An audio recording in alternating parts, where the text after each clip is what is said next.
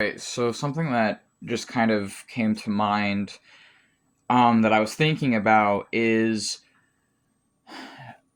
I do believe that whatever you choose not to face honestly and authentically in this life, someone else will be forced to face it.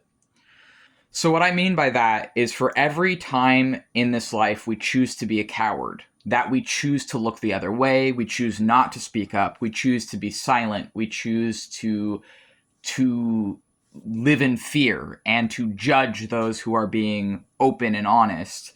I think that for every time we do this, it forces and creates that someone else will have to face those things that we don't face in ourselves, that we don't face in those around us, that we don't confront. I believe that energy can neither be created nor destroyed, but that when people do evil things, it creates energy. And I think there are certain people who have a wicked energy about them, or wicked spirits, whatever. I've heard it called monitoring spirits. But really, it doesn't have to be viewed from a spiritual lens. It's just, I believe as a natural consequence, when people don't speak out against fascism or whatever it is, it doesn't have to be that. It's just an example. Someone else will be forced to. And I was thinking about how, for my entire life as a DID system, someone with dissociative identity disorder, I have not had a single year of my life. I have not had even 1 year of my life where I did not suffer from some horrifically traumatic event. I don't know what it feels like to be someone who doesn't have to carry the weight and burden of trauma, because I have never had even 1 year of my life that didn't have at least one severely traumatic event.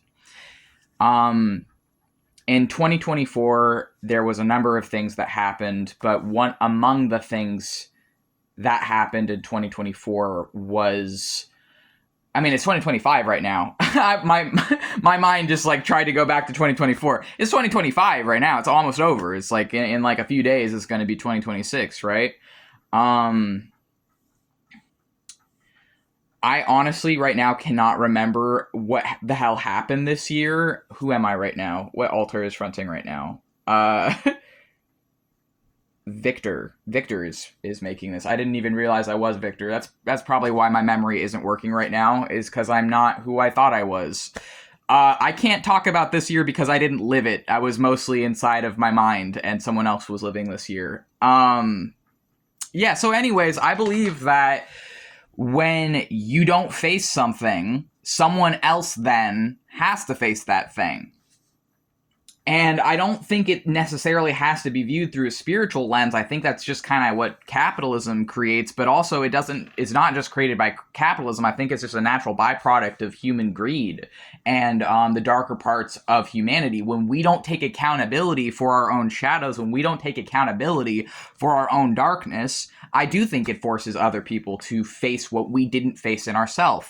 An example of this is, I think that if a wicked person has a child, not not always, but I think that child will either become another wicked person, that's one option, or in breaking away from the wickedness of their parent or parents or their bloodline or whatever it is, will end up carrying and facing the things that their parent did not, or that their bloodline that did not, or whatever it is. So, very common example of this in the USA, say you have racist parents, say you have parents who are bigoted, say you have parents who believe in really harmful things.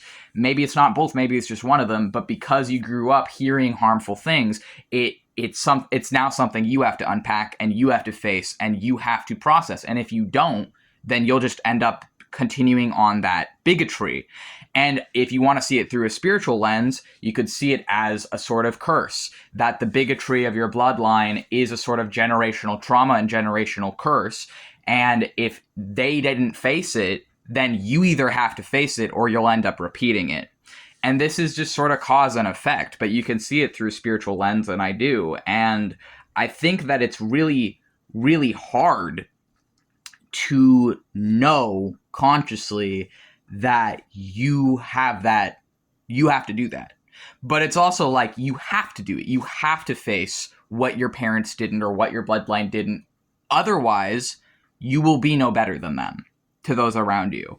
And for all the suffering I've endured, all the sexual abuse and violence and narcissism and other crap that I had to deal with in my past, and in the last 3 years, there was friends I've lost in and speaking out against bigotry. There's been people I've lost. I fell into and out of a cult within the last 3 years. Actually, a couple cults. But anyways, there's a lot of things that I've had to go through, even after facing the biggest things, which was an abusive parent in my case.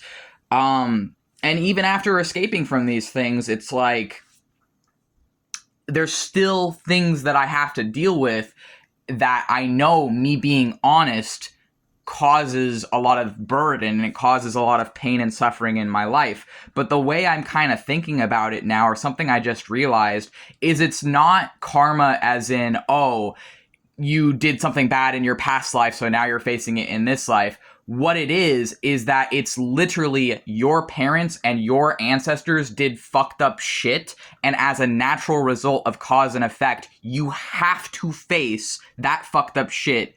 Otherwise, you'll continue to repeat the fucked up shit.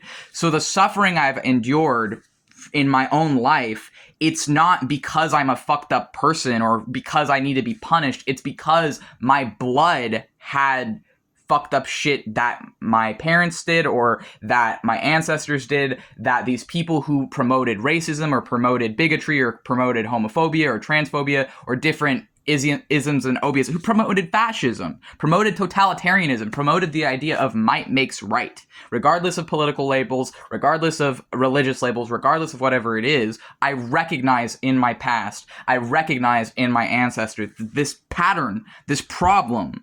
And so what it is that I suffer because I'm carrying the burden and I'm carrying the load that none of them were willing to face, because none of them were willing to honestly speak truth and live truth regardless of the cost. And unfortunately, the cost in my case, in being honest and authentic, is facing the load of bigotry from my ancestors. Maybe that's why I was born transgender and queer and autistic.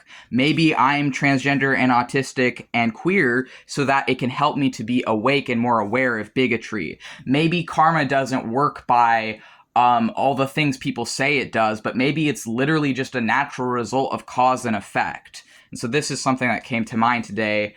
And Victor says, I don't know if I have any other videos on our YouTube channel. I honestly didn't even realize I was the headmate making this until partway through this video. So yeah, I hope this resonated with someone else out there, and if it does, feel free to like, comment, and subscribe or whatever, and bye.